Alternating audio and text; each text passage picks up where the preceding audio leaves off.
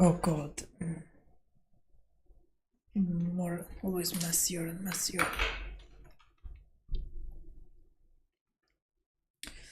How you do the tests?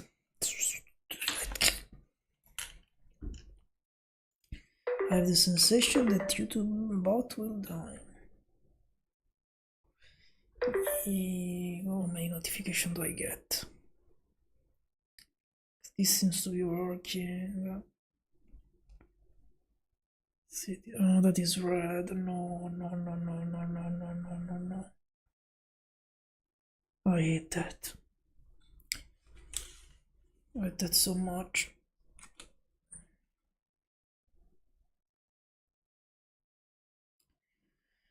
Okay, that seems to be working.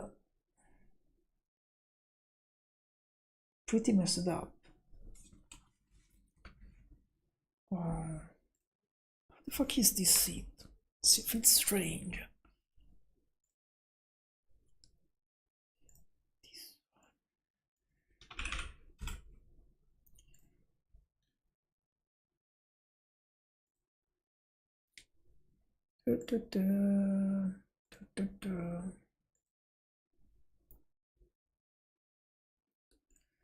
Restart this one.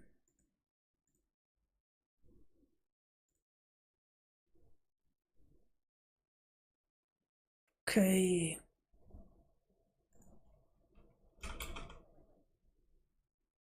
This is working.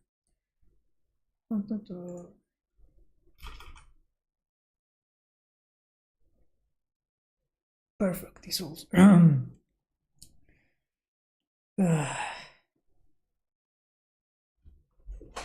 Everything done? Okay. So this should be pretty short today. First of all, because it's been a devastating week. But I also want to try to do something. My voice is also pretty low. But I want to try to do something a little bit different. So I just want to read some news instead of watching the video and translating blah blah blah. I will need to read them in a fair way and comment them, but let's try with these. The stories have no date. Should be done. Wait. It's only saved. No, my feed, discover, saved story. Doesn't say.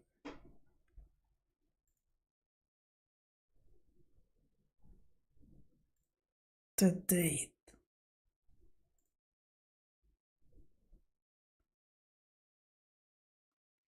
Okay.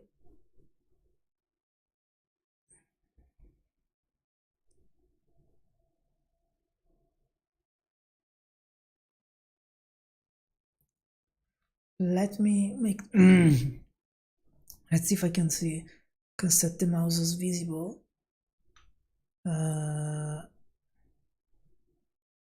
This one, properties. There is already capture cursor. Why is not showing it?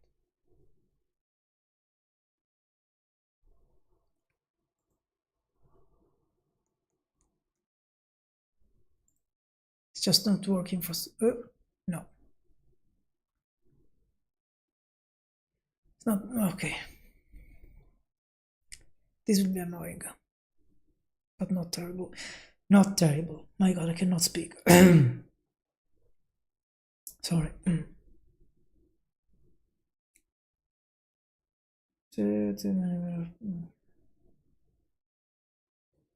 Okay, starts with this. Let's start light. Bulgarian nationalists protest government plans to adopt the euro currency.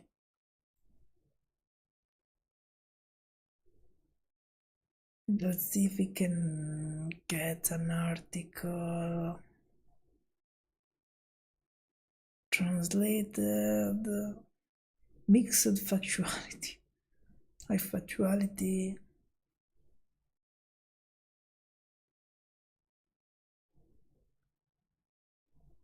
This is the test drill, so just very random.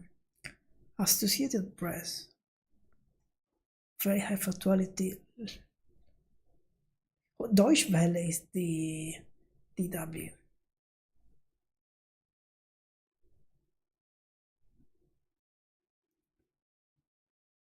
Let's see if we can.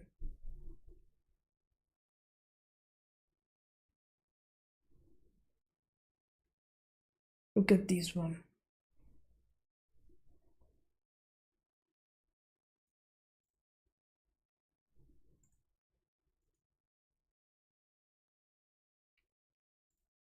Oh fuck. No. I want to do a different thing.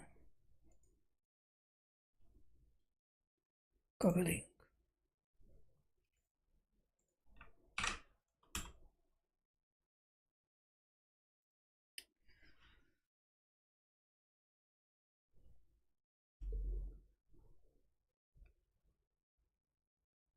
So what I do I keep it semi-hidden in this way? Now this is a pretty stupid idea that I have the projection here. I try to think how to manage this.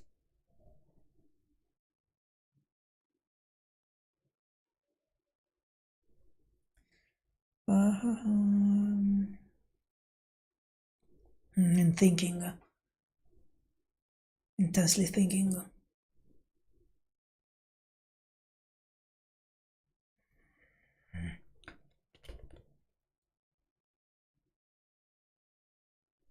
Okay, maybe I can make this bigger.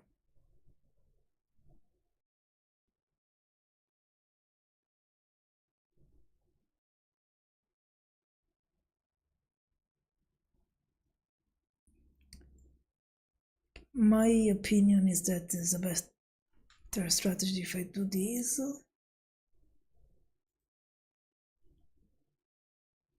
Let me.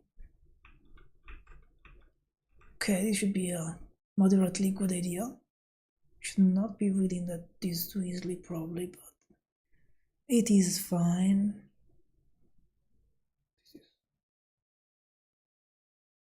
And for the other one,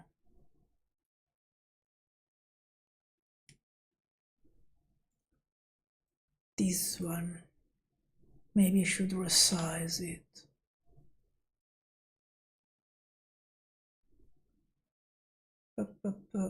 Where is the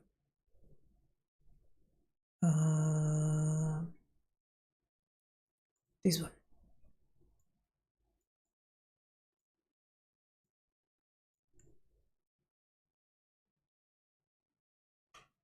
Should be fine like this.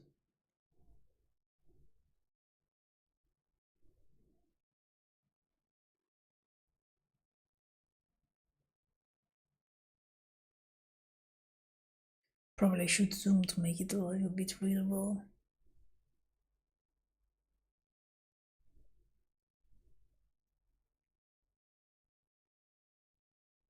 Oh no, this one. Okay, I'm back. So if I close this, I have this that you cannot see. Perfect. Why is that message from YouTube still stuck there? Should not be the case. But okay. Okay, so Bulgarian nationalists march against euro currency adoption. Fear that it will harm the economy, coupled with a mistrust of institution, has led many to oppose the euro, and disinformation campaign have muddled the debate over Bulgarian economic transition. What the protest?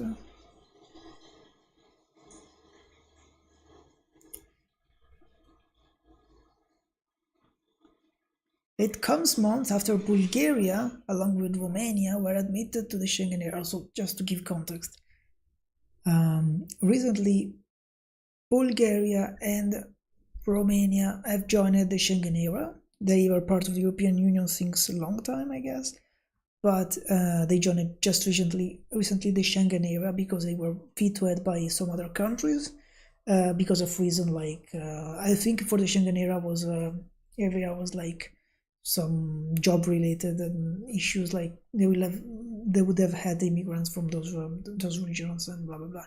And for the euro, instead, there was some restriction regarding some financial situations in the country.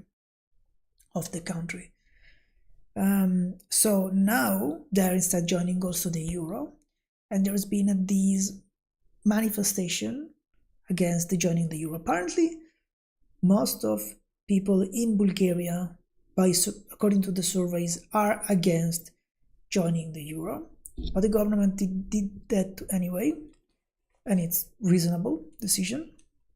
But it's an interesting thing to think about. Demonstrators in Sofia carried the flags of the pro-Russian Vertsadan party. A large banner with "The Battle of the Bulgarian Levy is the last battle for Bulgaria." Okay, this is generic, common.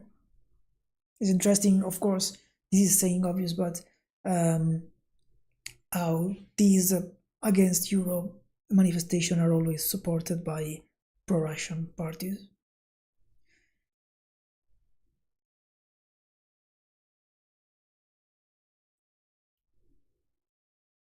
Bulgaria, which joined the European Union in 2007 and remains its poorest member, is expected to get approval from Brussels in June to adopt the euro. So I think this article was from the end of May, because from June is referring this month. Well, it is one of the first news I say, so could be from the 31, I don't know. Disinformation campaign stoke fear. Fears that the euro will harm Bulgaria's economy, coupled with a mistrust of institutions after years of instability, has led many to oppose the upcoming changes. Several recent surveys showed that nearly half of those questioned say that they were opposed to Bulgaria joining the eurozone. That's more or less what I said before. Some people, particularly those in small towns and rural areas, are reluctant to adopt the single currency, with some of them having never traveled abroad and not used it to international transactions. Disinformation campaigns from home and abroad have sought to stoke fears that economic changes will bring more poverty. Yes, this is the usual fear that happens when there are pro-euro and when they are against euro, when they have to approve something regarding the euro.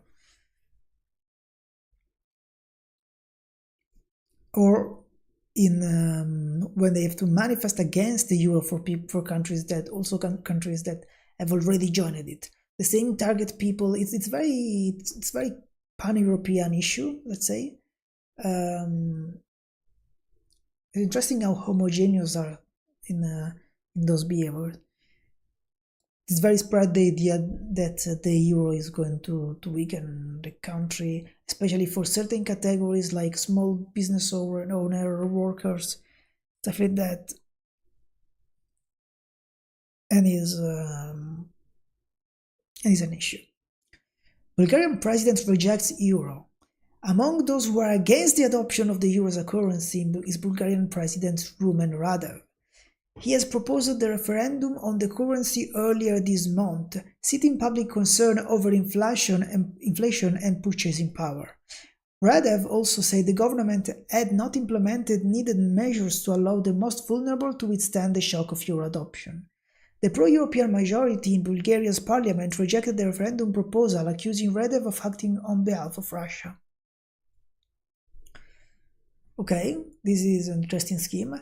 But yes, it's also questionable if there is always the question if people should directly choose about this position that are very complex, very technical, and it's not clear if people should vote about those because they what do I say? Because of course people don't have the competence. You would need expert people that specifically work on this topic to decide on this topic would be the most reasonable thing. But at the same time you don't want some oligarchs, some aristocrats to decide for everyone without caring about anyone. So you want people to have a say into this kind of stuff. But it's always this situation that is you need to take a you need to balance these two forces.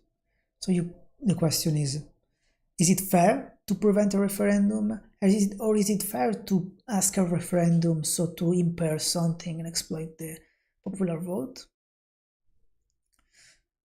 While reporting not a lot, let's say that this is nothing exceptional. Let's see if the Associated Press one has something more.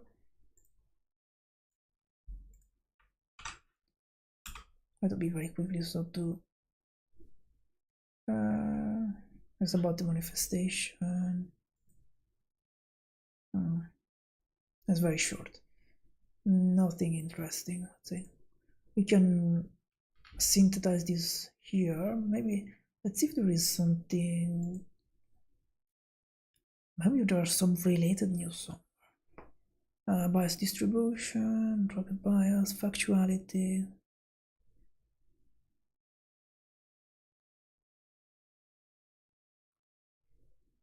Similar news topics, Bulgarian economy, these are topics. I would like something like similar news.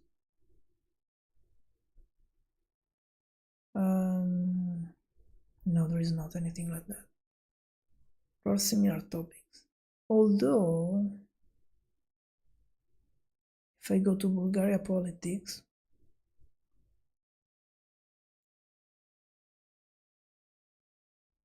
North Macedonia,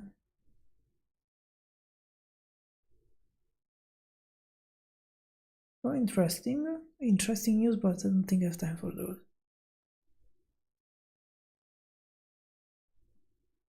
Lebanese suicide bomber who killed 5 Israelis in Bulgaria is buried at Hezbollah cemetery. From when? In 2012.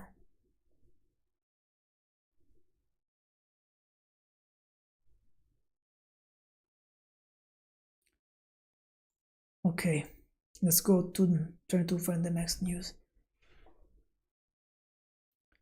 Okay. Is this one. That is, go on this simply because we are continuing this one. Let's see if we have mixed high, very high. Radio France International.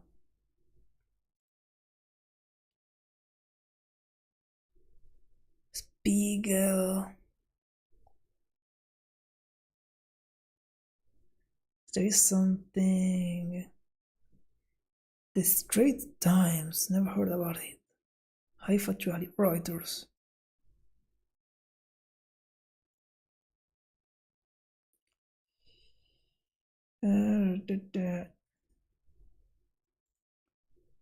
See if we can read this one. I'm very slow today, very sluggish.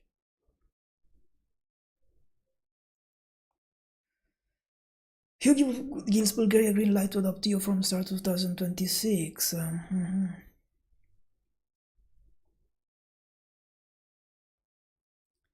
So, okay, June 4, the European Commission and the European Central Bank gave Bulgaria the go-ahead on Wednesday to adopt the euro currency from the start of 2026, making Bulgaria the 21st country to join a single currency area. Fuck. Why is this so white? My eyes are burning now. Can I force the dark? And then let's try to get used to it.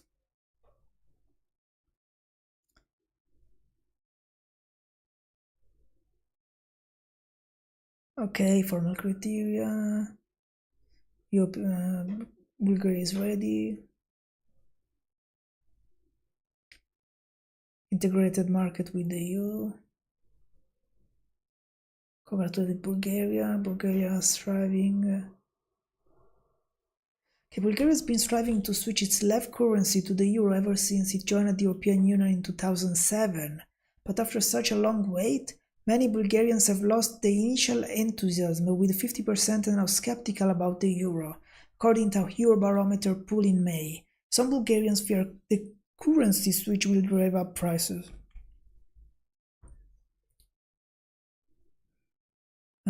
Price transparency, price practice, becoming member. Becoming a member of the Eurozone, apart from using euro notes and coins, also means a seat at the European Central Bank's rate-setting governing council. Okay, the positive recommendation from the EU executive arm means that the EU leaders will have to endorse it later in June. EU finance minister will then fix the conversion exchange rate for the Bulgarian lev into the euro in July, leaving the rest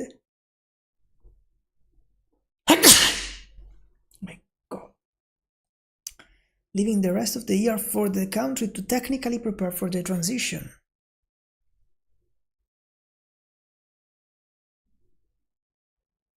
Okay, so they are still in progress for this.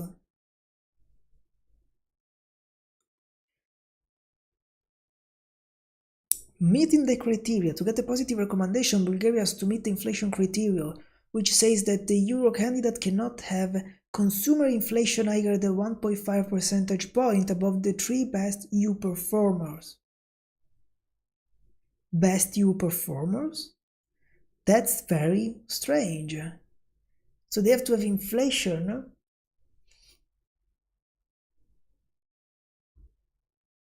Okay, in April the best performance were France with 0.9, Cyprus with 1.4, and Denmark with 1.5, which put Bulgaria with its 2.8 just within the limit. Okay, that's a strange criteria, but it, I guess, makes sense.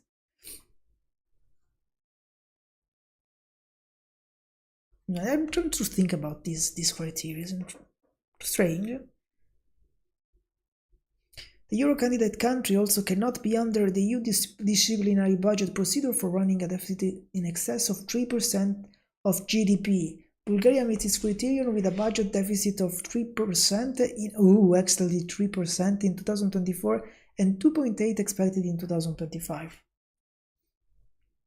The country public debt of 24.1% of GDP in 2024 and 25.1% expected in 2025 is well below the maximum level of 60%.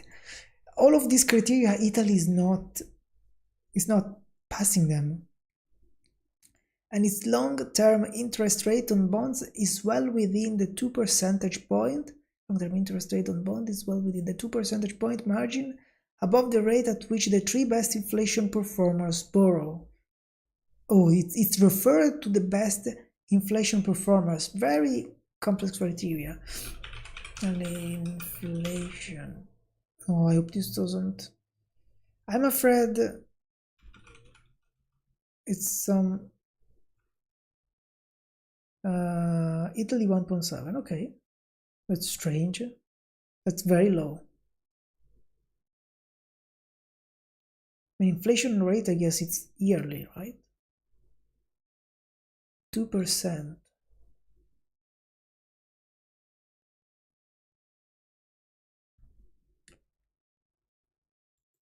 Why?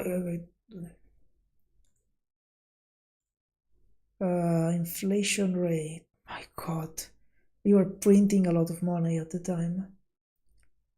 Case correct in 2022 makes sense. 2023, 2024. Oh my God, it's dropped a lot. It's interesting, rising a bit in 2025. But also that there is the tariff, so maybe there is the recession. The estimate's already the one for up to 2030, but this is the target one. So maybe they assume that we stay in the target. Well, I thought it was worse for this, but yes, we don't respect definitely the criteria of the debt. Finally, Bulgaria had to prove it had stable exchange rate, but staying within a 50% margin on either side of a central parity rate in exchange rate mechanism too. I have no idea what this sentence means.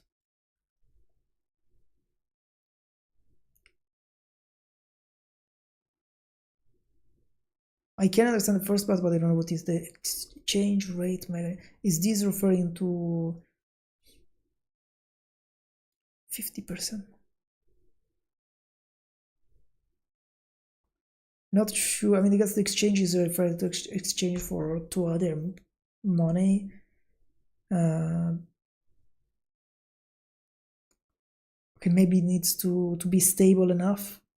Means this was easily done because Bulgaria has been running a currency board that fixed the left to the euro at 1.95583 since the start of the euro currency in 1999.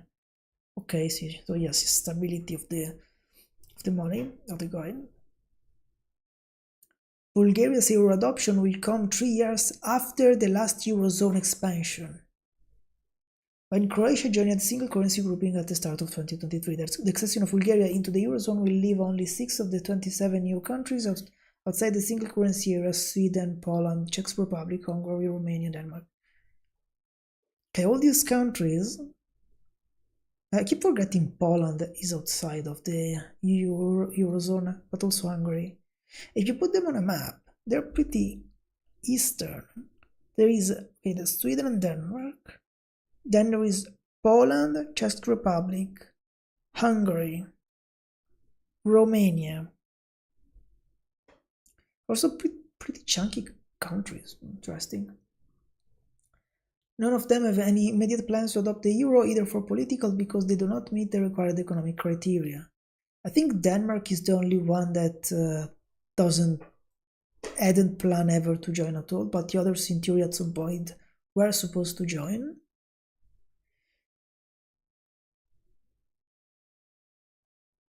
Okay, pretty short articles, nothing exceptional.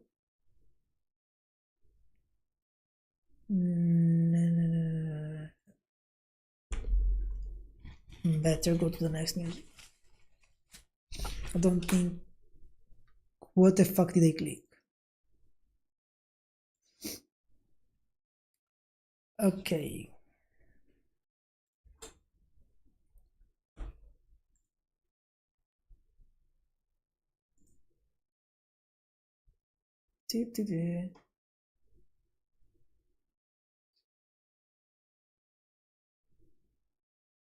Was this too marginal? This is interesting. I don't have a lot of time for this, but let's see at this. This is also mostly on the right. Very high factuality. I can fade Breitbart.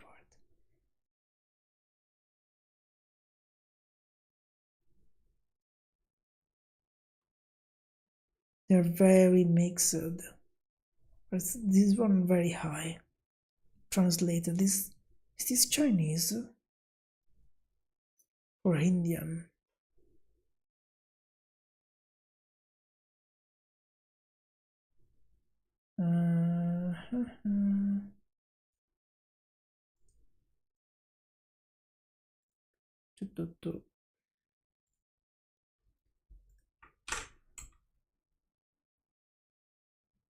French.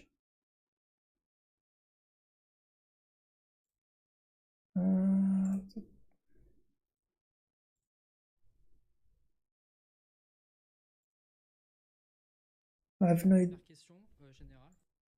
This is a video. Oh, is this a video? Or is this because I... Oh god. I should not try to navigate French articles. Whoops.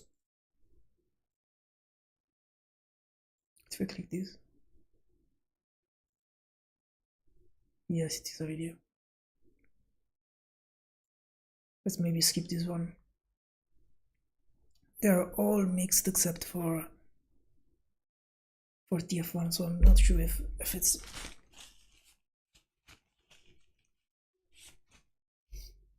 really a good news.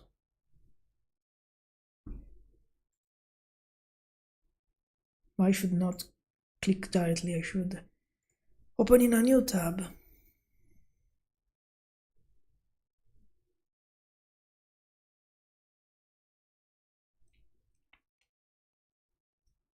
Okay.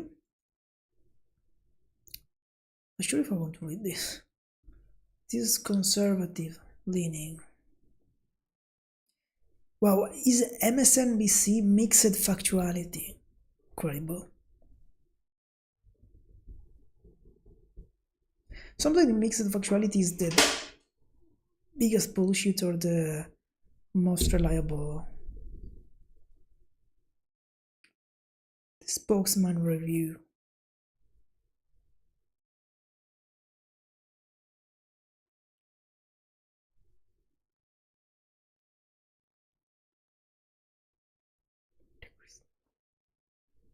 They're all high factuality, but I know none of them.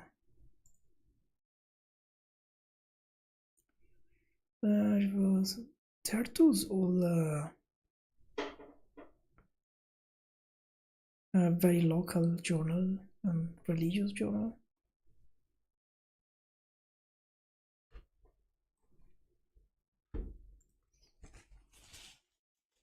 The thing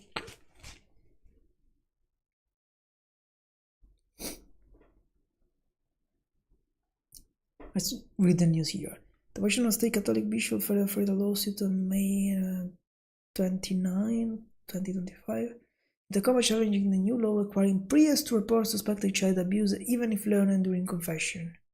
The lawsuit arose after Governor Bob Ferguson signed Senate Bill 5375 on May 2, which expands mandatory reporting to clergy without exception for the confessional seal, unlike most other states.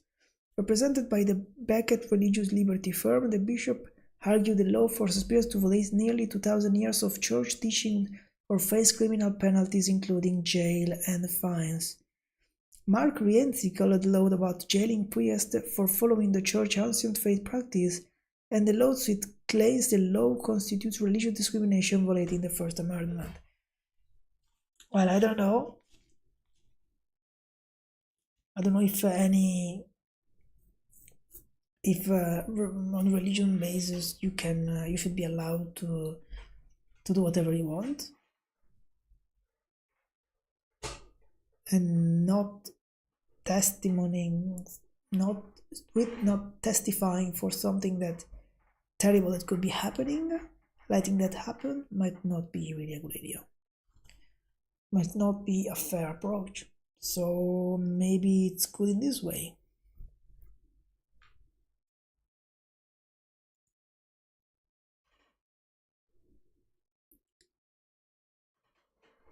This is aged poorly because Polish centrist candidate Trzaskowski says he's won presidential. It's interesting that he's left-leaning.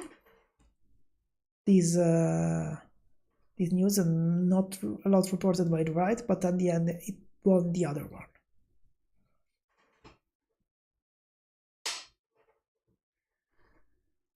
Do we have something about Poland in general?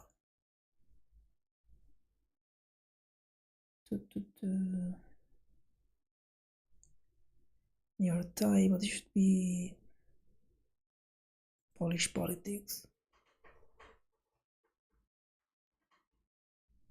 Nationalists win national support for Polish LGBT abortion right. Okay, so this is the news to look at. Now it is more right-leaning after they found out it's right-wing.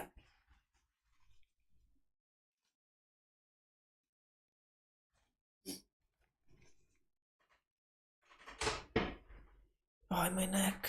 Why is everything a pain?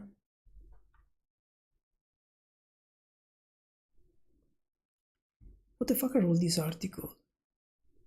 Politico Europe should be lean left. We should be generally pretty good. But they will probably be very saddened by this. Maybe France 24 is more balanced.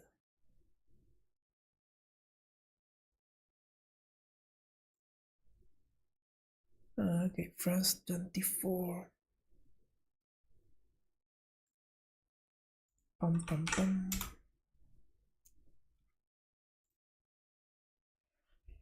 Nationalist win dashes hope for Polish LGBT abortion right.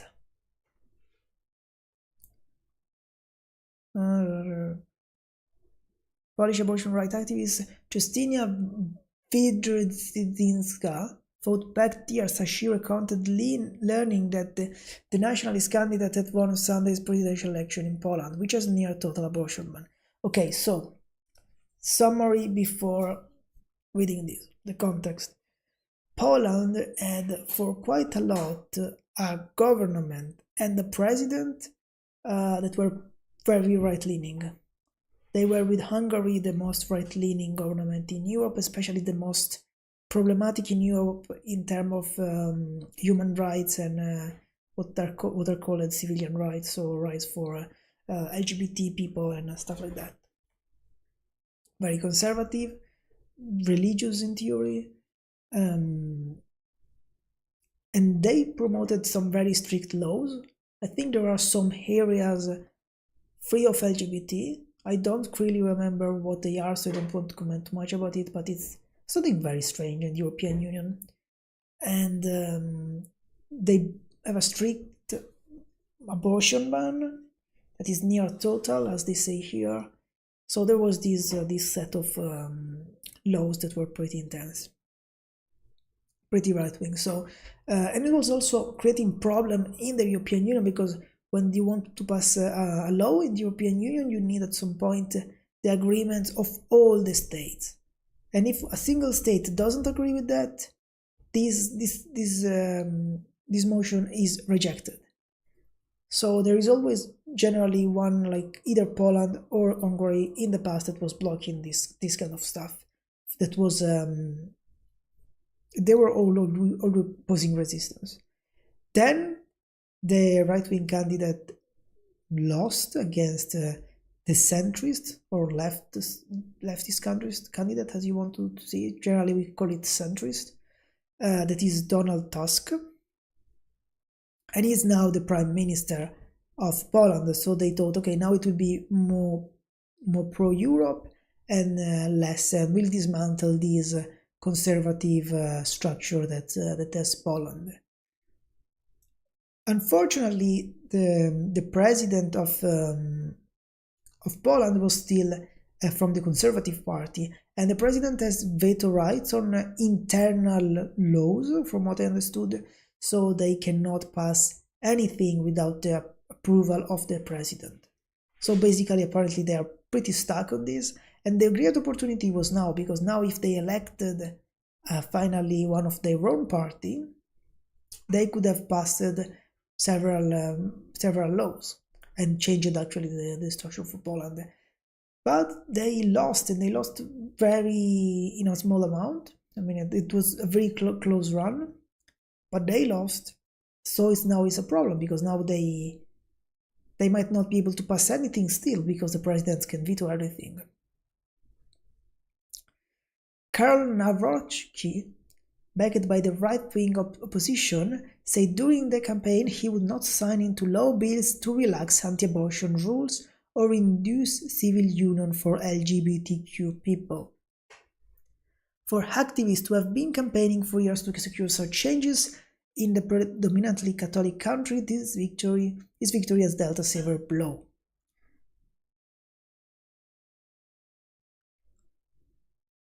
Yeah, they are sad.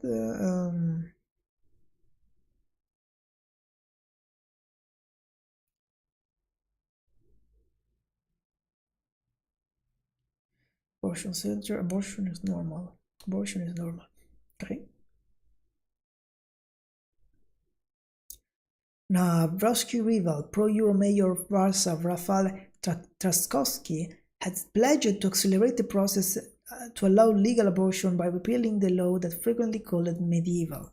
By the way, I think Nawrocki is a very strange person, because I think he doesn't have prior political experience. He is like a wrestler or something like that, and he's also an historian. Oh, it's a bodybuilder maybe, and he's an historian, but that's a very strange profile.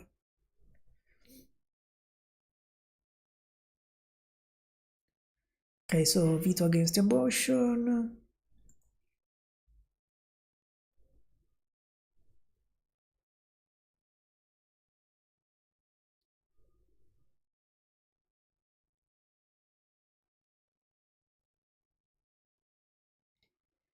It takes away hope. The result also shook the LGBT community, which had hoped a Truskowski win would pave the way for the legal recognition of same-sex couples. This was really bipolar situation where the victory of one would have resulted in a very different Poland respect to the victory of the other. The LGBT has 5 years.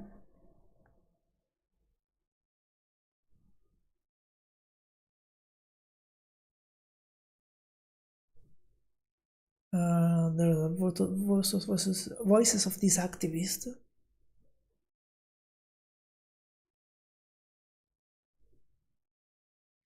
In Poland, same-sex couples cannot marry or register their partnership, and due to the lack of legal recognition, face multiple hurdles. I guess it's different with respect to Italy in the sense that in Italy there is no same-sex marriage, but there is some what we call civil union, that is some kind of recognition of something like a marriage that is not a marriage, with less stuff attached to it.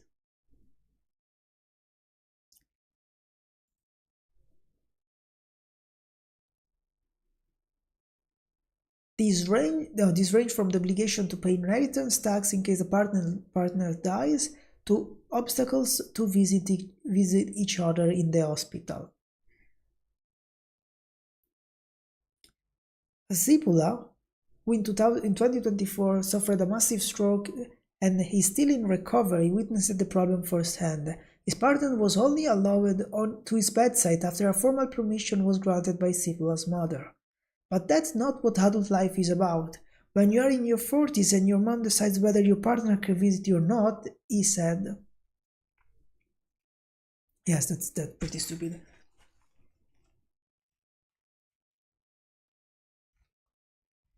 Norway.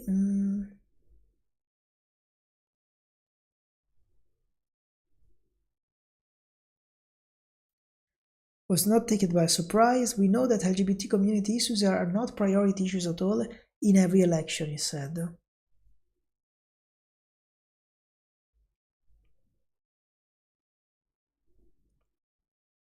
Okay.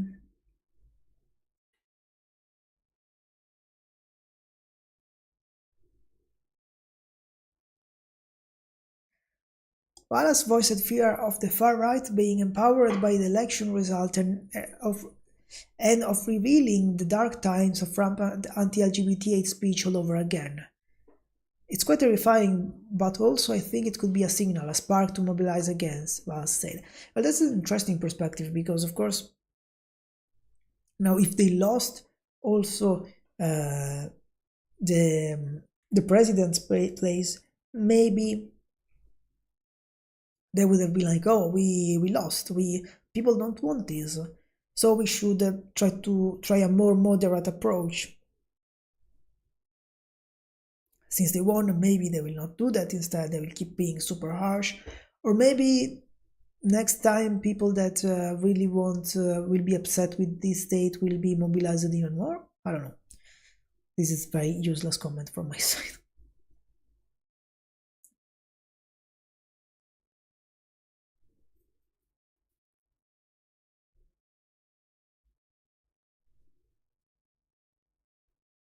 Yeah.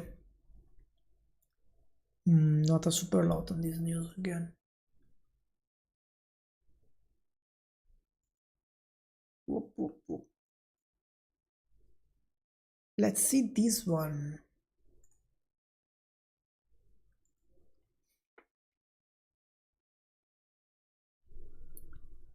Champions League.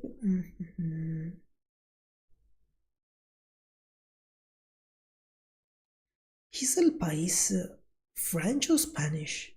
Spain. Oh.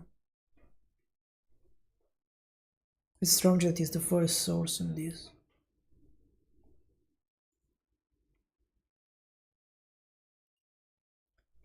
Kazakhstan.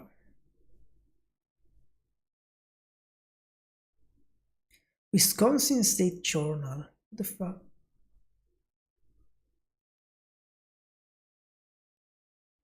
I'm curious of the difference between right who is reported way more from far right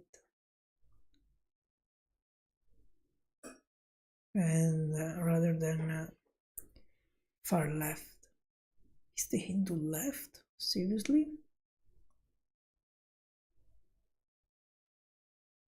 Okay, the left there's a lot of center left,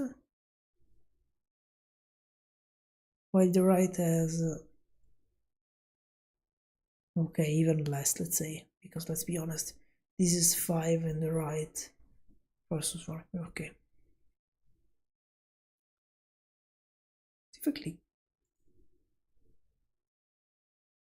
Oh, bias comparison. Left-leaning outlet frame PSG Champions League victory is a story driven foreshadowed by violent minority, emphasizing isolated the incident and highlighting the youthful team promise while characterizing police response as necessary but measured.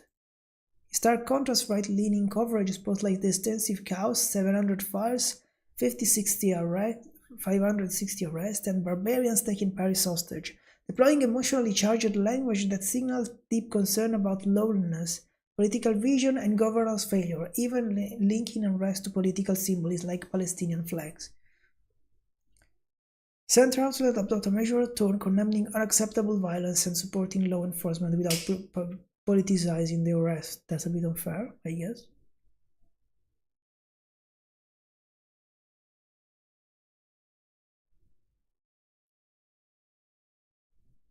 Let's take this one center.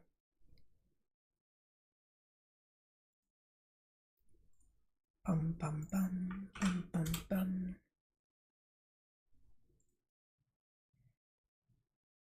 Okay. France faces steep cost of victory after PSG post-match violence vandalism. France is taking okay, just context that maybe people here don't know. There is the most European sport competition for Europe that happens yearly is probably the Champions League and its final. That is a football tournament amongst teams from the entirety of the European Union, not European Union, from the, okay, technically is the Federation of European Football Teams, the UEFA, but you can just say from all over Europe. And this year was a final between the Paris Football Club, the Paris Saint-Germain, and one of the Milan football clubs, the International Football Club. And the Paris Saint-Germain never won a Champions League. They had this a Qatar Emir. I don't remember if it's from Qatar, but there is some Arab or Muslim petrol monarch that gives a lot of money. Not petrol monarch, right? Or, you know, some petrol guy is very rich in the Middle East that put a lot of money into the team, and they got very big, huge champions. And this year, actually, they lost most of the champions. They were like just a very strong team with a lot of money. And they never won before. This time they won, also winning like with an outstanding amount of goals against the Italian team.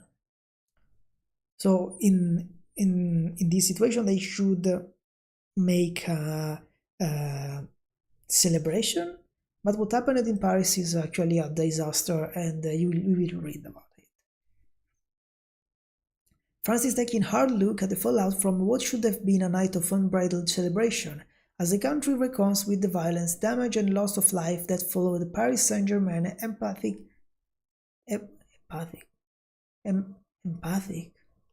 Champions League win against Inter Milan on Saturday. Why empathic? Is the right word? Is this translated or? PSG unprecedented 5-0 triumph over the Inter Milan in Munich on Saturday night, their first ever European title should have been a unifying moment for the French nation. The performance was hailed as sublime by President Emmanuel Macron, and 11.5 million fans across the country turned to watch history unfold. But as fireworks lit the skies, flames erupted on the streets. It's very poetic, this writing.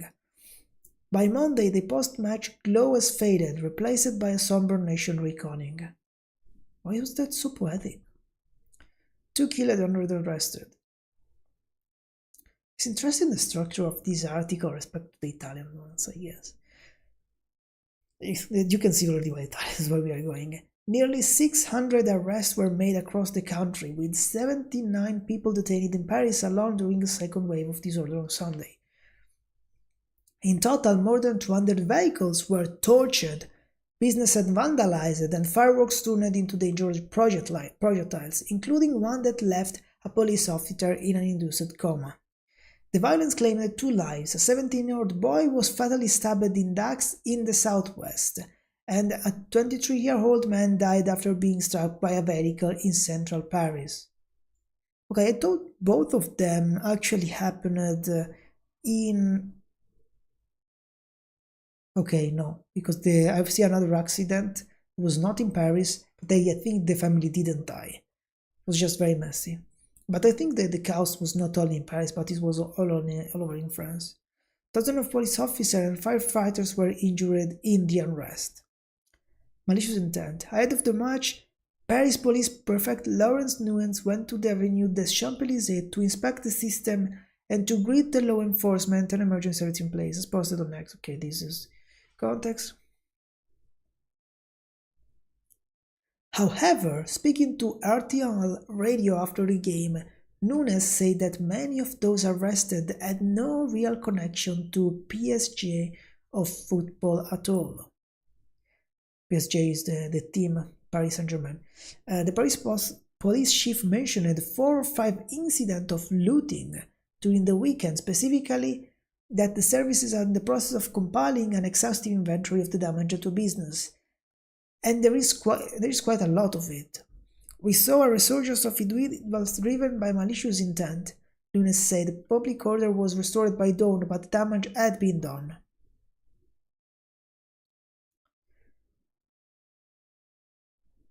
President Macron condemned the great...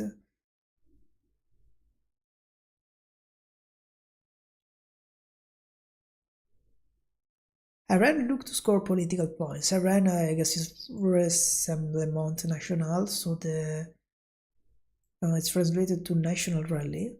But in French, it's Rassemblement National, and is the right-wing party from Marine Le Pen. Even so, political tension have surged to wake the chaos. Far-right leader Jean Bardella accused the Interior Minister. Jean Bardella is the leader, is the second of Marine Le Pen. The far-right leader Jean Bardella accused the Interior Minister Bruno Retailleau of gross mismanagement, calling the scene in Paris a fiasco and accusing the government of underestimating the risk. The National Rally Iran claims the police presence, though the numbering over 5,400 officers was insufficient. Retailleau fired back, insisting that policing alone cannot solve deeper societal problems. Bardella would agree. The response cannot be solely security-based, he said, accusing the Iran of exploiting the moment for political gain. For their part, a far-left group, Ransom-Bowed La France Insoumise, demanded accountability from the government over its handling of the event. Well, that's strange in the position for the left. Very reasonable.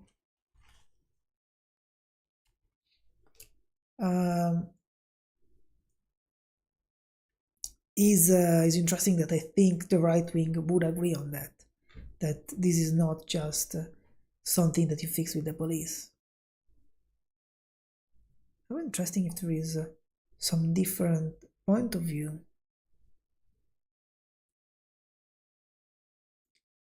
Novak Djokovic didn't travel during this. Mixed factuality.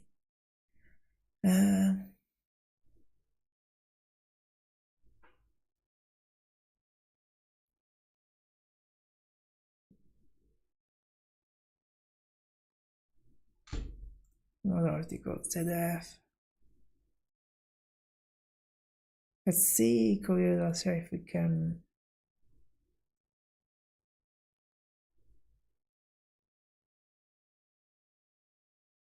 France 24.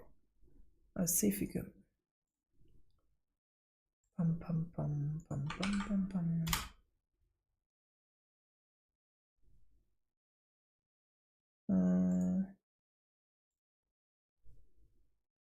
Is this just a video or that's so annoying?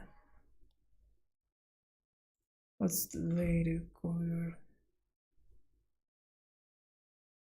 Is this another video?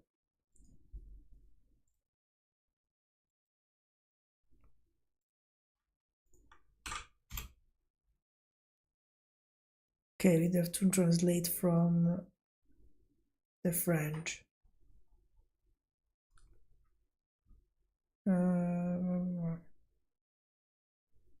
Why cannot translate?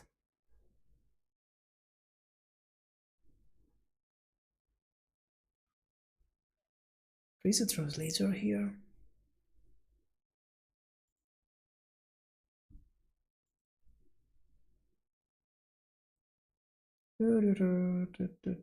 Here.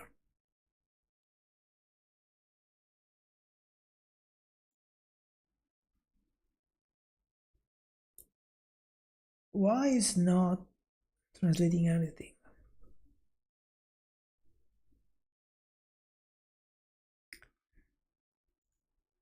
A translate page to English. Okay. Perfect. Okay. There's a bit more detail. Okay, a 7-year-old minor was killed in Dax Landes in the middle of the night this Sunday, June 1. He was stabbed in the chest, but contrary to what was first mentioned, the tragedy would a priori have no link with the rallies to celebrate PSG victory, according to the prosecution. The suspect is on the run, okay, but this doesn't really clarify a lot. Stabbed.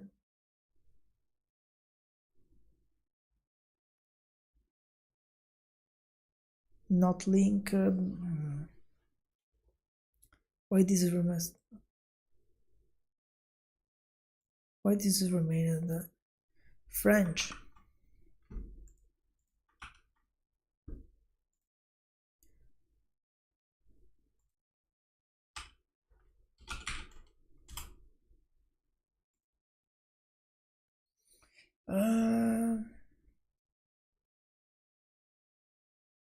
I was injured during the event, but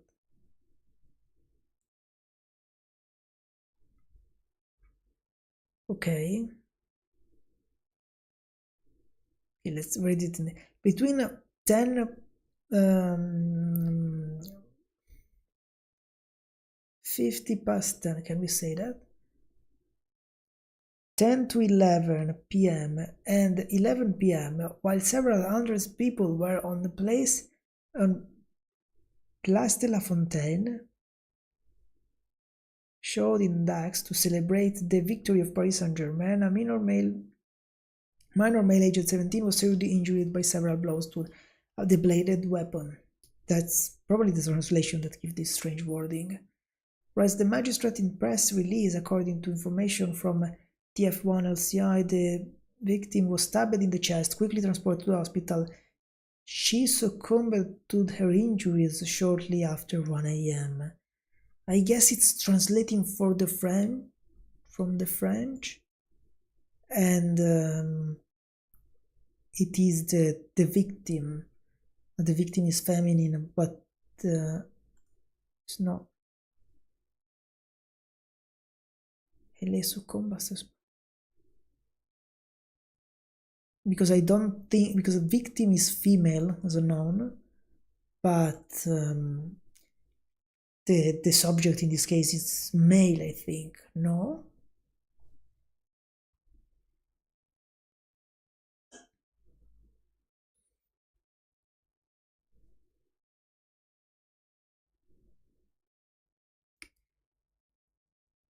Why they don't translate where there is the commas? Oops.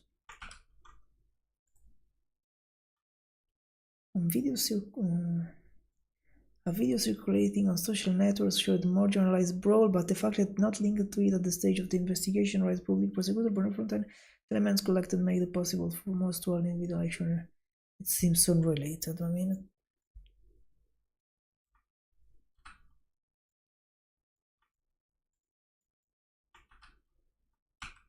fuck. Keep clicking the wrong one. Poo poo poo.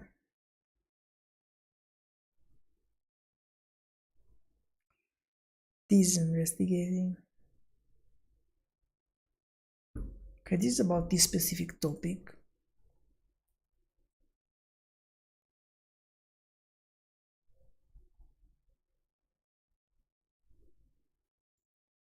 See, the root of the problem is much deeper. This may be. Okay, Welt, very high factuality. This is German, Dortmund, Germany.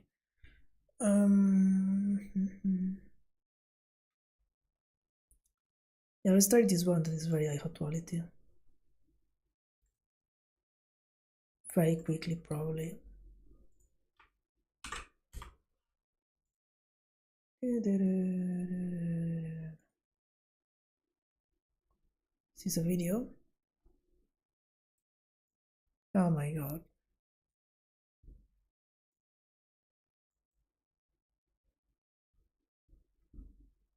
It's a paid account. Oh no.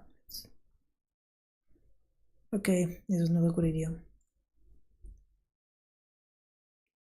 Kronenzeitung. Die Press.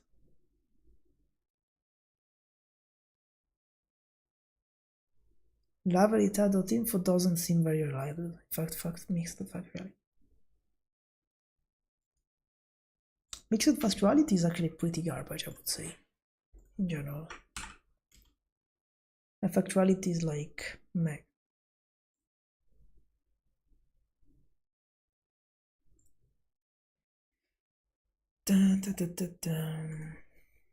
Rise after Champions League victory, again outrageous in Paris. I thought this was French. Why was it confused? To that with very short articles. Very short articles. Maybe we can go to the next news. I wonder if other journals had more information about this.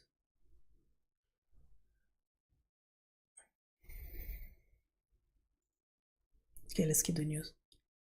Let's talk about this very fast. I was saying something. No. I should have opened a new tab.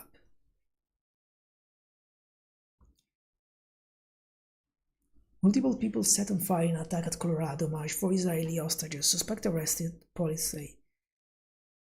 Let's see what is the bias on this. Left-leaning outlets frame the Boulder attack primarily as a symptom of escalating anti-Semitism tied to anti-Israeli rhetoric and government silencing, employing emotionally charged attempts like hate-filled and empathizing the moral condemnation voiced by officials such as Governor Poole. In contrast, right-leaning sources foreground the suspect illegal immigration status and criticize Biden administration policies, framing the attack with stark labels like terror and illegal alien, and highlighting the anti-Zionist slogan rarely noted by the left. It's a bit contradictory, but it's probably a summary from artificial intelligence.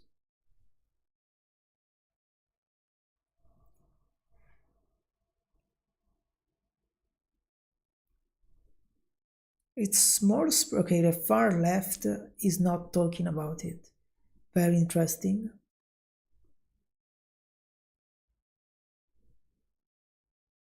Is this very factuality? Let's look at the center. ABC7, BBC News. They're pretty biased, I would say, but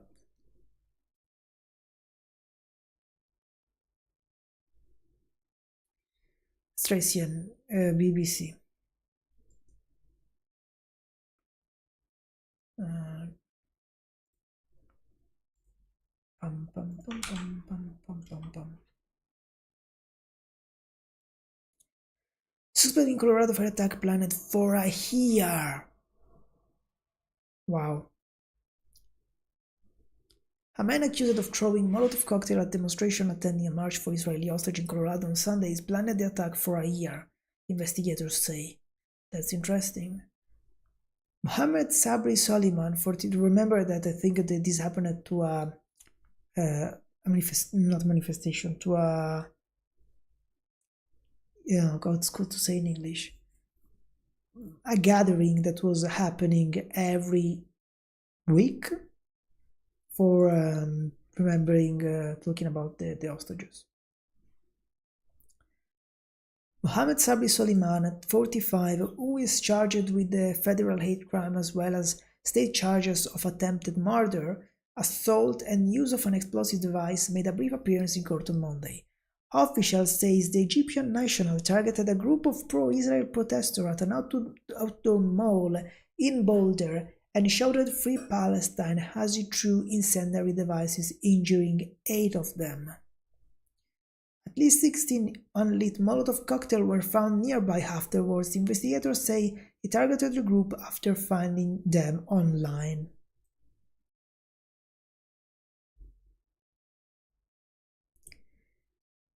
It is the late, so it had 16. How many users? It's not written. They found 16 unlit. I don't say how many he used. I think it's at least 2 or something like that. It is the latest attack on members of the America's Jewish community. The weekly demonstration was organized by Run for Their Lives, which raised awareness about Israeli hostages still held in Gaza. Officials say Mr. Soliman threw 2 incendiary devices into the gathering at the Pearl Street Mall, with 8 of the victims suffering burns. He threw 2 and he had other 16. 12 people, including 4 men and 4 women, between the 12 people.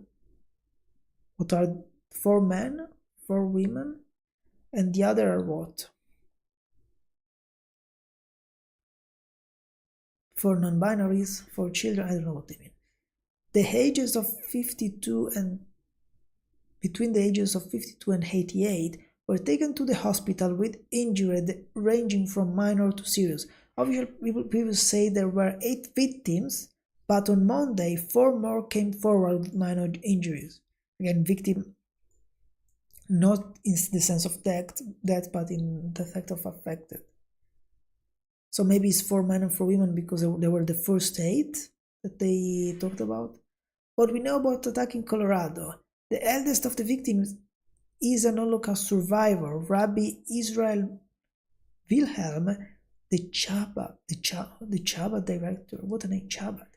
Director at the University of Colorado Boulder told the BBC US partner CBS News. I read it terribly, but okay, that's okay. The attack had happened on the. Is this me? Okay, probably this is a mistake. The attack happened on the beginning of the Jewish holidays of Shavuot. The suspect appeared in court on Monday via video feed from the Boulder County jail for less than 5 minutes, standing and wearing a Nora jumpsuit. This is not a suspect then. He answered yes to some procedural questions from the judge, but otherwise did not speak. The court scheduled a date for the formal filing of charges this Thursday. So yesterday. The officials said on Monday that they believe he acted alone. In an interview after his arrest, Mr. Soliman told police he had been planning the attack for a year, to take place after his daughter's high school graduation, according to an arrest warrant affidavit from the FBI. This is interesting. So he didn't want his daughter to be like fail the graduation for this, something like this, and And then there is the news article saying, thinking, oh, now this guy might be deported, and her daughter was dreaming to become a doctor, but now might not be able to do that because might be deported. I would say that, okay, I don't think it's reasonable necessarily to deport the daughter if he's the criminal and he needs to be deported, fine. We no need to deport the daughter, but really doing an article like that in a situation like that you worries about the daughter of the terrorist before of the victim of the terrorist, not very tactful. He told police he wanted to kill all Zionists and would carry out the attack again, the court document stated. They would say he's not anti-Semitic, he's against the Zionists.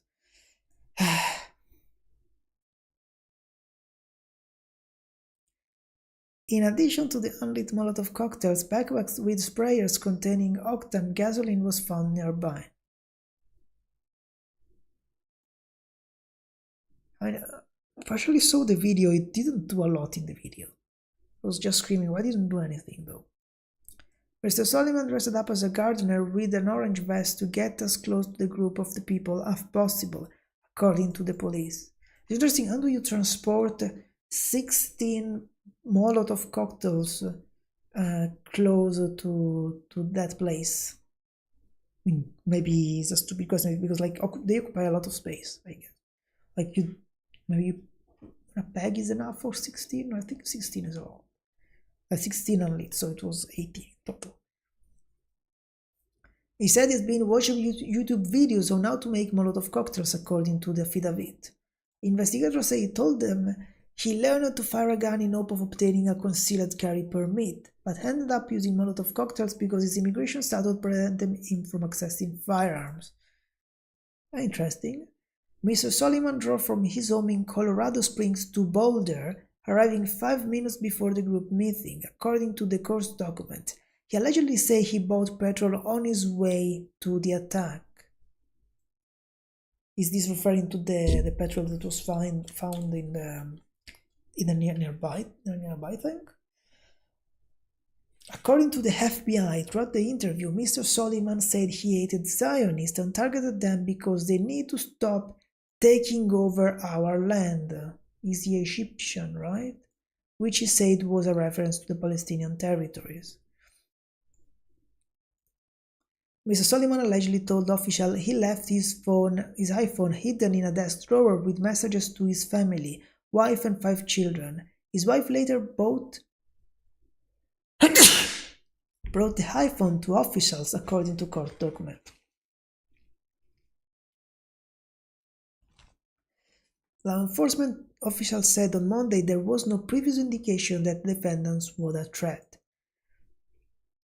We fully intended to hold Mr. Soliman accountable for his action, and these charges are the first step. Acting U.S. Attorney in the District of Colorado, J. Bishop Kerbel, to the press conference on Monday. Mr. Soliman moved to Colorado Springs 3 years ago and previously spent 17 years living in Kuwait. Okay.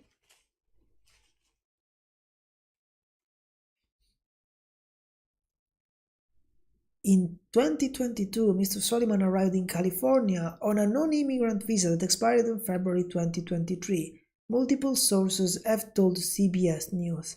I got him moved with the entirety of the family in this way because he moved 3 years ago.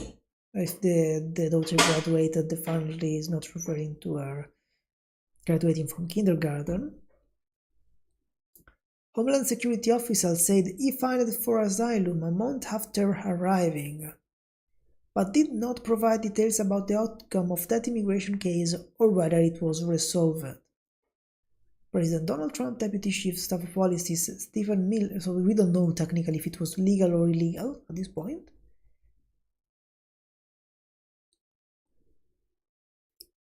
President Donald Trump Deputy Chief Staff Policy Stephen Miller said on X that Mr. Soliman was given a work permit by the Biden administration after he had overstayed his visa. So he got a work permit. In light of yesterday's horrific attack, all terrorists, their family members, and terrorist sympathizers here on a visa should know that under the Trump administration, we will find you, revoke your visa, and deport you. U.S. Secretary of State U.S. Secretary of State Marco Rubio said on X. I mean, this sounds very generic claim.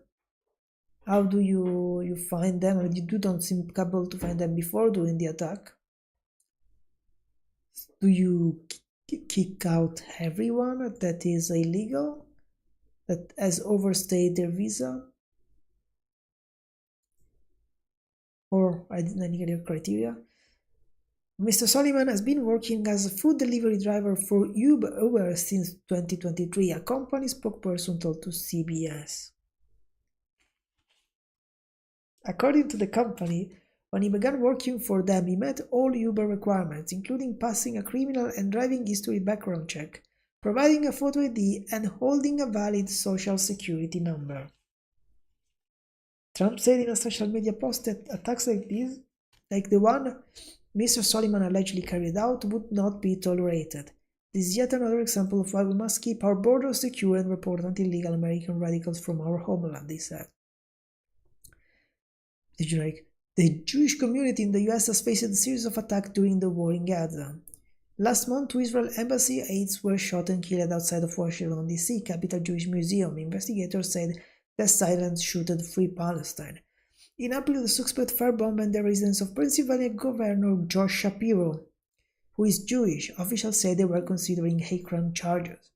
All of this, they will say it was just criticizing Netanyahu.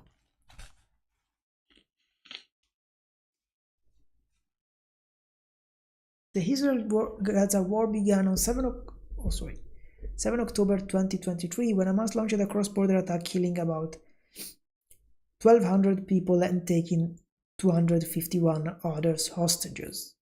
They will complain if you say them something like that. They will be like, what was happening before?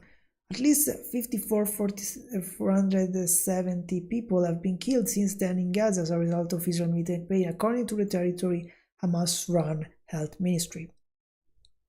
I mean, this number keeps going up and down. I'm getting more and more confused about, okay.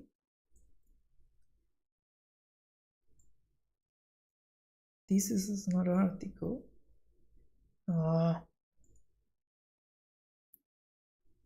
This is newer or this is older? 3 days ago. This is from 4 days ago, so it's the day after.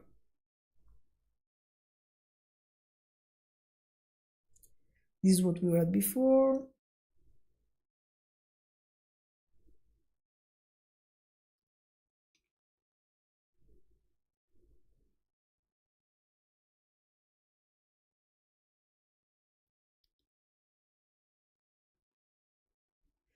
I think the video is set to for the message to the Zionists, let's say.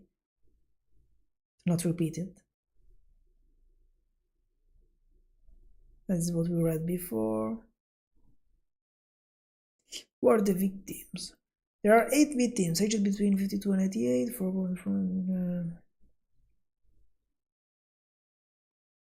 This is again what we read before.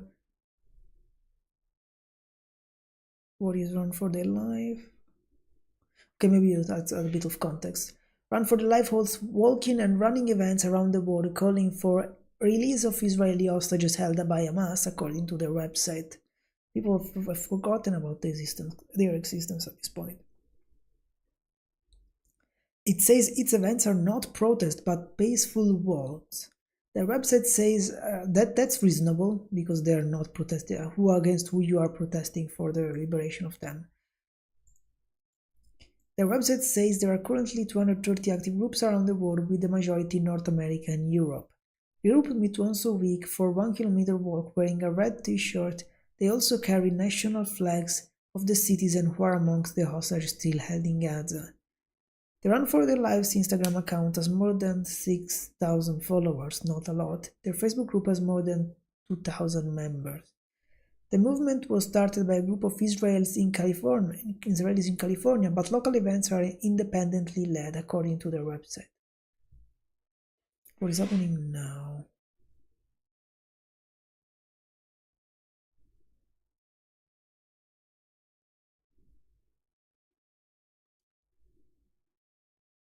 Is bail to be set at 10 million? Why you should not put a bail for a terrorist? You should just keep them in jail. They could rise 10 million. Sorry.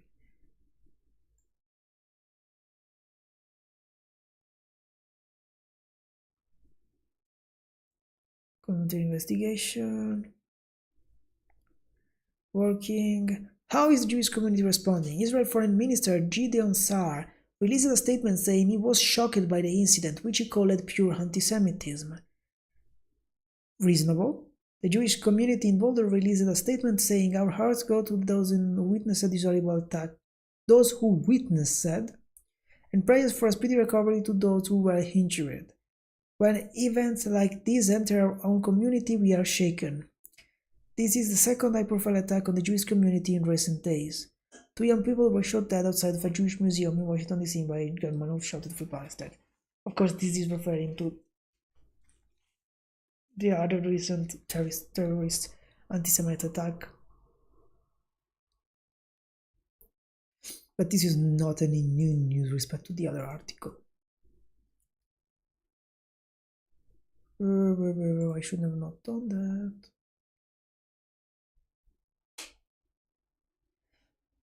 I don't even know if I have a smart comment on this. I mean, it could be very polemic, depend on who you take the position. It was clear that this would have happened, not specifically this in this way, in this situation, this occasion, but it's clear that there is a rising narrative where killing Jews or their friends, or how they call them, the Zionists, is getting acceptable.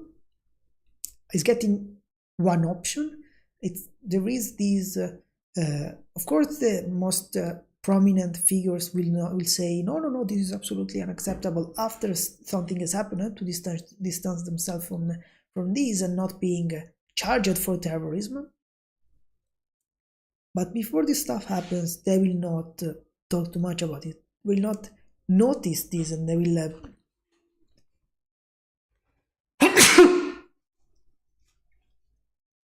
God, I'm getting so sick. They will not really distance themselves before. They will not shut down this behavior before. They will not call it out. They will just be like, they will be very not noticing it. Another amazing explanation from my side. Okay, let's do maybe one last news, because it's not super late, but I'm destroyed.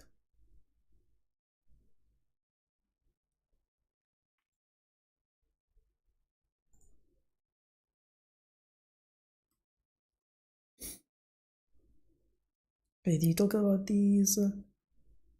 Lovo, Amazon price. It would be interesting, but not huge.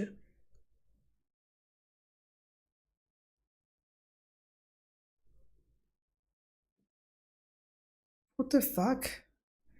Why they are all kidnapping people in the crypto scams? What the fuck are these news?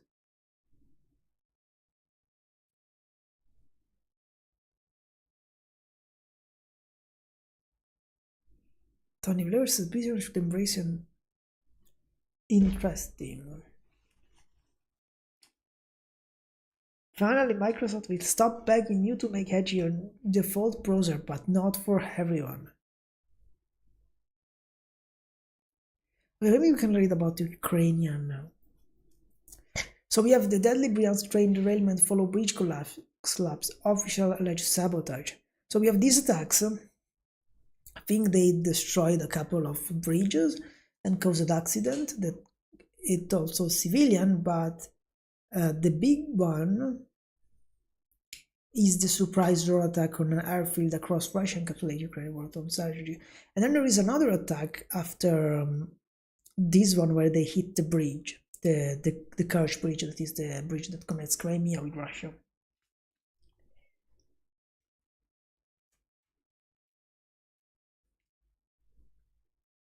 Why there is not a lot of reporting on this? Should be very important.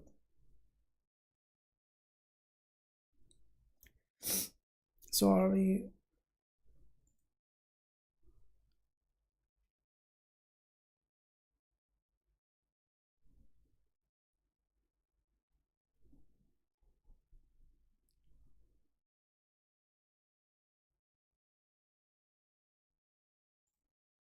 I can go back in time.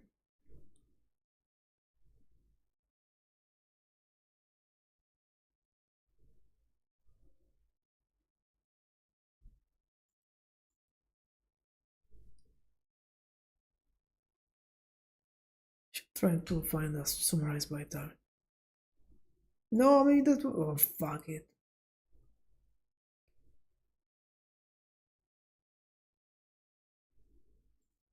Let's see. It should be the BBC.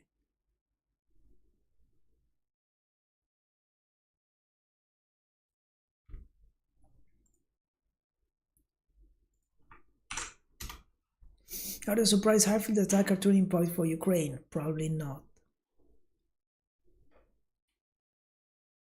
3 days on, Ukraine is still digesting the full implication of Operation Spiderweb, Sunday massive assault on Russia's strategic aviation. We're not talking about a lot about the news. On Wednesday, the agency which orchestrated the attack, the Security Service of Ukraine (SBU), released additional video footage of the attack in progress, as well as tantalizing glimpses into how the whole complex operation was conducted. Study the images emerged since Sunday, showing the rugged outlines of planes sitting in the tarmac at the Olenia, Ivanovo, Dyagilevo, and Belaya airbase. Also helped tell the story of the operation unprecedented success. For Ukrainian observers, the whole operation, a year and a half in the making, remains a marvel. This can be considered one of the most brilliant operations in our history, Roman Perel, founder of the Deep State, a group of Ukrainian military analysts, told me. Deep State. I've shown that we can be strong, we can be creative, and we can destroy our enemies no matter how far they are. It's important to note that almost all the information that has emerged since Sunday has been released by SBU itself. Flushed with its own success, it's keen to cast the operation in the best possible light. Its information campaign has been helped by the fact that the Kremlin has said almost nothing. Speaking of the media, on Wednesday, after handing out medals to SBU officers involved in the operation, the Ukrainian President Volodymyr Zelensky repeated the claim that 41 aircraft had been damaged or destroyed. Okay, damaged or destroyed. I don't remember if they verified like on Tuesday. By Tuesday, they verified like around 10. I don't remember if it was destroyed or damaged. Half of them cannot be restored, he said, and some will take years to repair, if they can be restored at all. Had a ceasefire been... Okay, this is, of course, remember, this is the perspective of Zelensky. The Ukrainian side. So they have all the interest to increase the number of damages. Had a ceasefire been in place, yeah, the Operation Spiderweb would have not happened.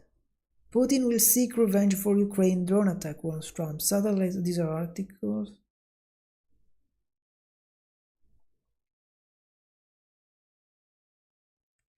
The latest 4-meter compilation released by the SBU show a number of key details, shot from the perspective of some of the 117. What's happening to... Oh my god. Oh. Damn tablet, sorry. Shot from the perspective of some of the 117 drones involved, we see Russian strategic bombers, transport aircraft, and airborne warning and control AWACS being hunted down.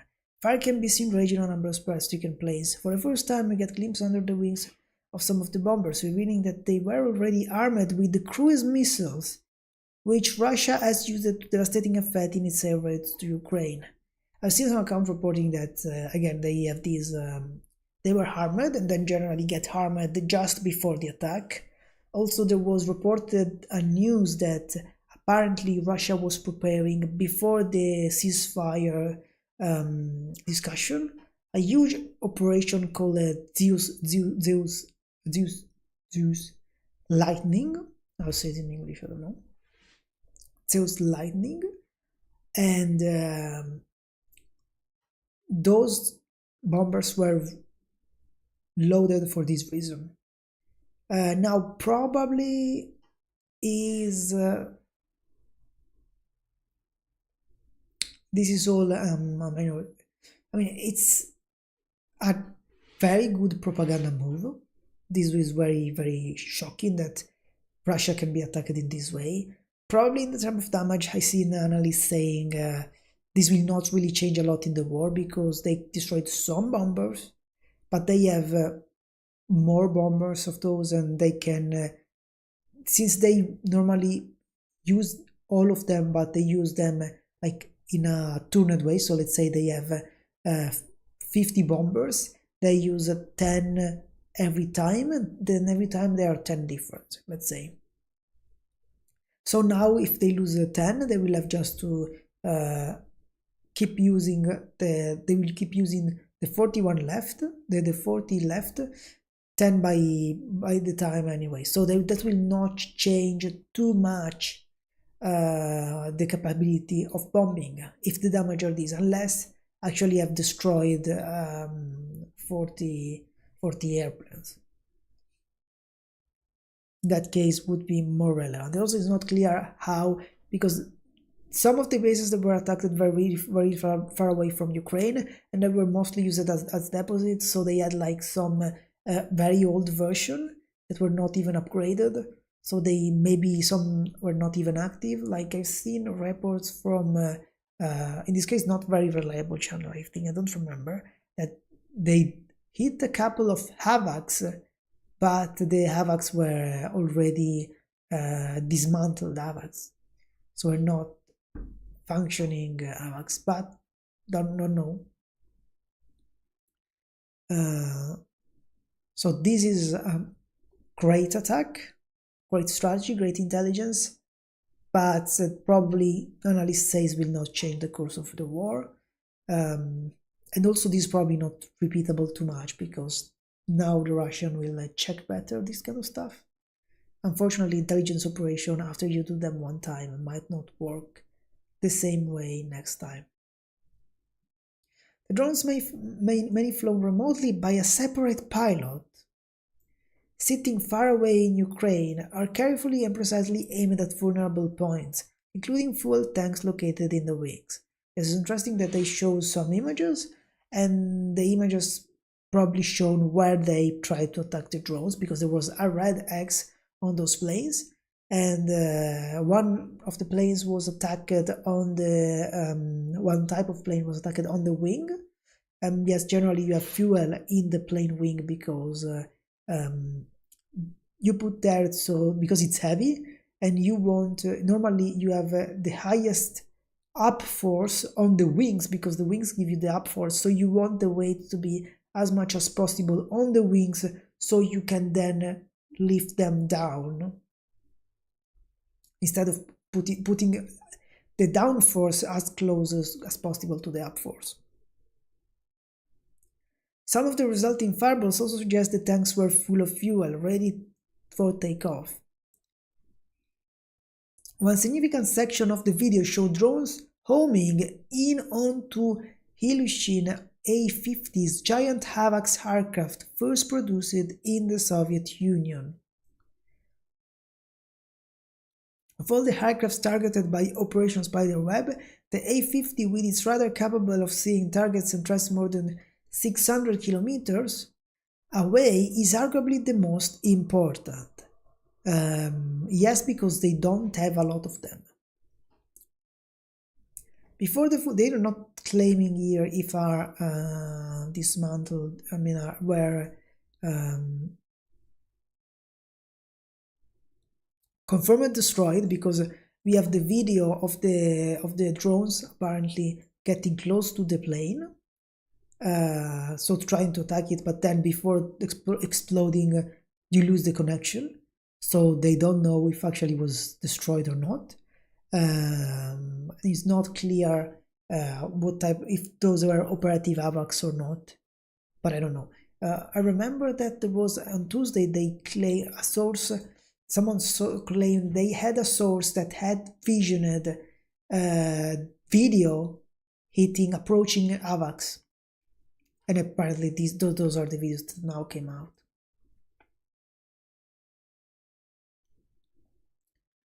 Before the full-scale invasion 2022, Russia was thought to operate around 9 A-50s. Before last Sunday, as many as 3 had been shot down or damaged in an early drone attack. I think one was shot down at some point. But if they're damaged, probably the other were recovered, I guess. The latest footage strongly implies that drones hit the circular radar domes of the two. Okay, the circular radar domes, so the upper part. A-50 parked at the Ivanovo-Severny airbase northeast of Moscow. Of the two, I was thinking that would not destroy completely disable the plane, but actually the radar is the most important part of those planes, I guess. So if you destroy the radar, yes, it's an issue anyway. It's unusable. I mean, it's not useful. But maybe, I don't know if it's easier to repair or not. They will know better than me, definitely. However, since the video feed cuts out at the moment of impact, it's hard to completely verify. That's what I was saying. Satellite imagery, which Mangoes do sneeze again. Satellite imagery, which clearly displays the wreckage of numerous bombers, is inconclusive when it comes to A-50. Okay.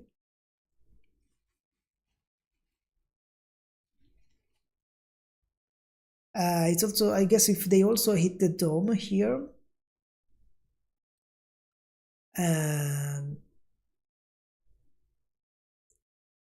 Oh my god.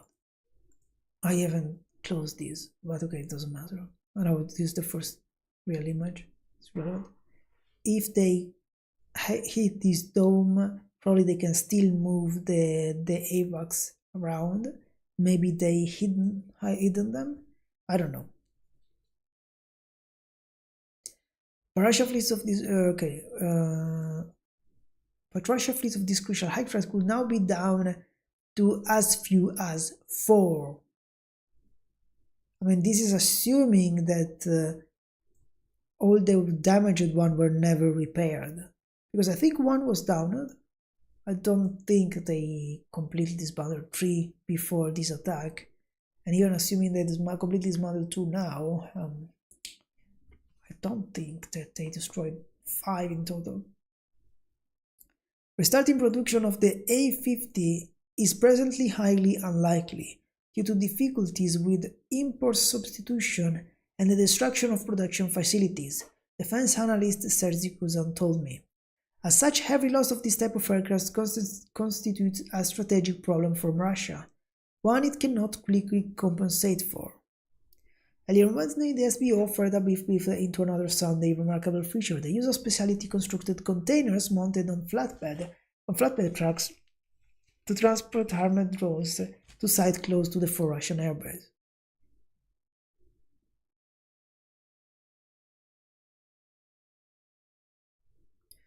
The video showed a truck carrying what appeared to be 2 wooden mobile homes, complete with windows and doors.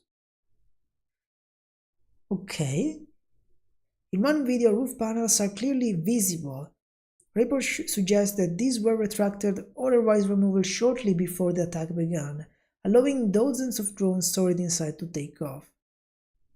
I use the image. So they're supposed to be kind of houses. The issue is that I guess this entire thing is loaded to the truck, not inside the truck, but outside the truck. Could be the case. I mean, because I was wondering how did I thought there was some kind of boxes that were put inside the truck, loaded inside the truck and transported in that way, but I guess and I was wondering how they could get out of the truck if if they were inside the truck. But I guess that maybe this is just an entire external structure, because I thought this one was inside the truck, but I guess this thing is inside another thing. I mean, it actually doesn't make sense to be this structure inside the tractor, actually. So yes, definitely into a building. It's not known when or where the video was filmed, although there's no visible besides the road is one besides the road one is suggested could have been weeks or months ago. In another video posted on a Russian Telegram channel on Sunday, a police officer was seen entering the back of one of the containers in the wake of the attack. Seconds later, the container exploded, suggesting it may have been booby-trapped. Or could have been self-destructing to destroy evidence. So it was a police officer, the one going inside. That was a civilian. How to assess the impact of such a spectacular operation? From a military point of view, this is a turning point in the war. Aviation expert Anatoly Krashpov has told me. Because we dealt a significant blow to Russia's image and the capability of the Russian Federation. Again, Russian image. Capability, let's say, when we have more data about the damage. Later, over 3 months after Donald Trump berated Volodymyr Zelensky, telling him he had no cars, Ukraine has offered an emphatic response. Oh, so I'm so stupid. Before it was emphatic, not emphatic. Oh, oh my god, that makes sense now. Ukraine has shown the whole world that Russia is actually weak and cannot defend itself internally. But this is the thing they say and they do every time there is one of those events. The world doesn't really take the message. But that doesn't mean that Russia is about to change course. After his later conversation with Vladimir Putin, Donald Trump said the two leaders had discussed Ukraine's attack. It was a good conversation, President Trump posted on Truth Social, but not a conversation that will lead to immediate peace. President Putin did say, and very strongly, that he will have to respond to the recent attack on the airfield. Yes, oh my god. Putin conversation with Trump is so idiotic. I mean, Trump conversation with Putin is very idiotic. It's just so much of a naughty burger. At this point, I hope he just backs down and step away and doesn't create too many problems. Let's see if we have something about the Kerch Bridge.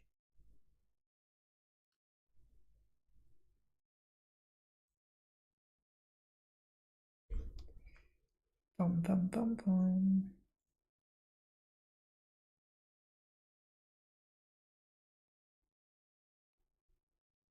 BBC again, Reuters. The British should be fairly pro-Ukraine.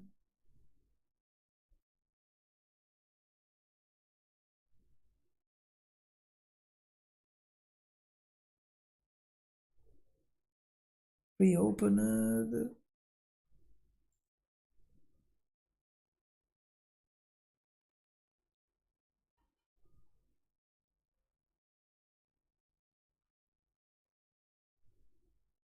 Reuters.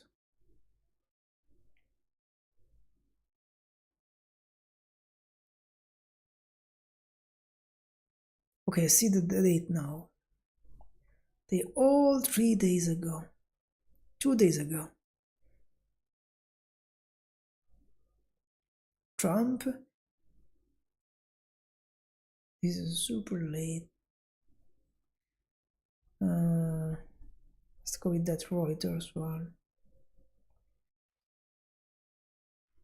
Maybe let's look at the BBC one. Then close this. Whoops.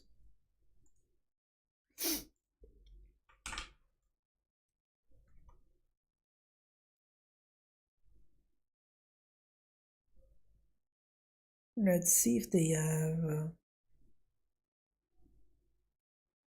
So no permanent damage.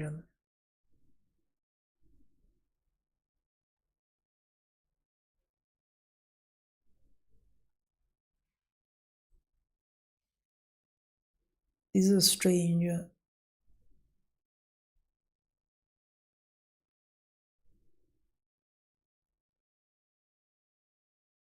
Time. Why is it turning to normal before the news of the attack?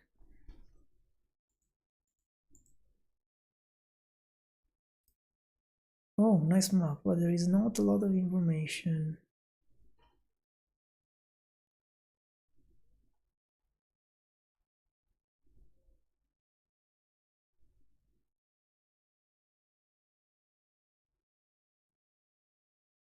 Okay, let's look at the Reuters one.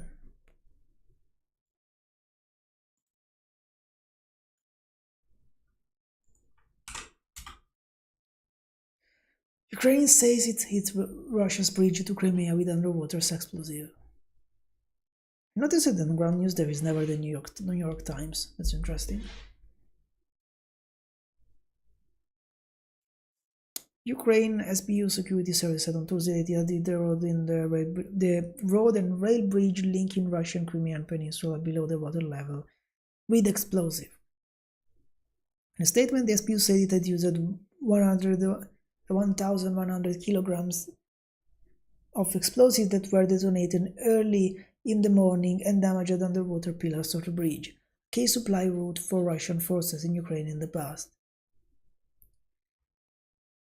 The official Russian outlets provide regular status updates on the bridge, said its operation had been suspended for about 3 hours between 4 a.m. and 7 a.m. local time. This bridge is fucking insane.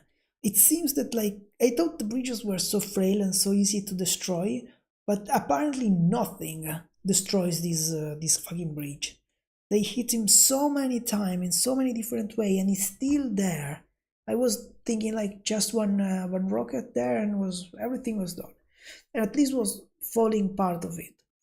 But no, they keep this attacking thing keeps working. Before they were restricted with the rain on how to attacking it, but now they should have weapons if they have the Taurus. They should, and they have no more restriction. They should be able to hit the Crimea bridge.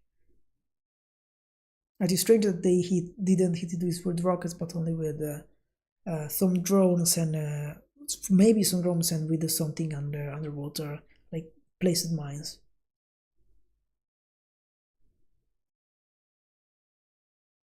Previously, the Crimea bridge was hit twice in 2022 and 2023.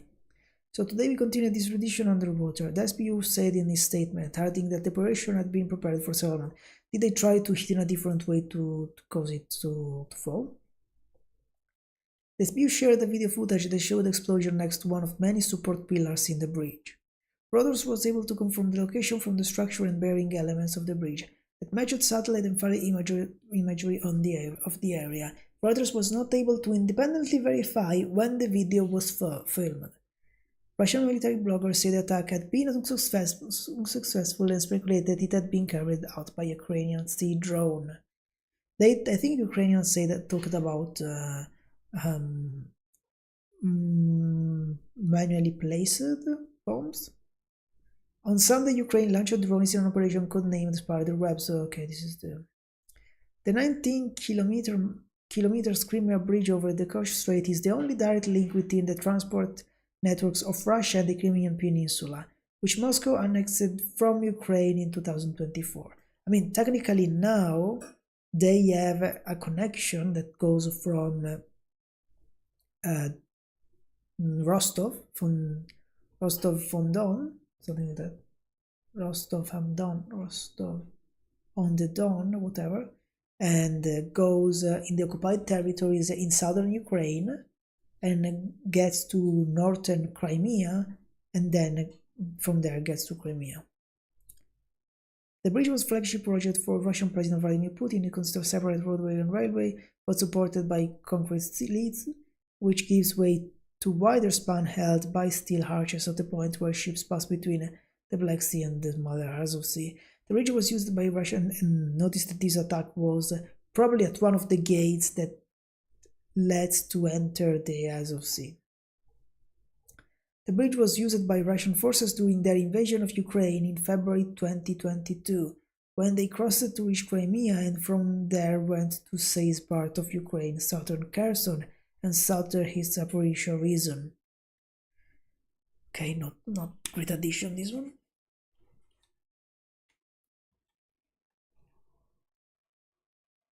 I think this bridge attack seemed pretty unsuccessful to me.